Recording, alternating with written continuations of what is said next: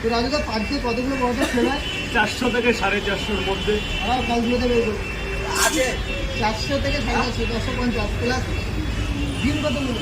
100 plus 100 plus into 10।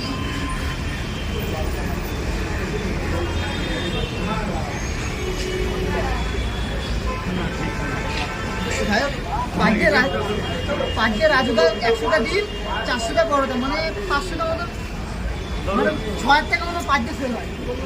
তার মধ্যে লাভ হচ্ছে 3000 টাকা মতো ইনভেস্ট থাকে, 3000 টাকা মতো লাভ হয়। 3000 টাকা ইনভেস্ট থাকে। হ্যাঁ রাজুদা যাবো যে বিশেষ করে না পুরো সেম 10 টাকায় ডিম কিনে 10 টাকা 5 টাকায় ডিম কিনে 10 টাকা বিক্রি।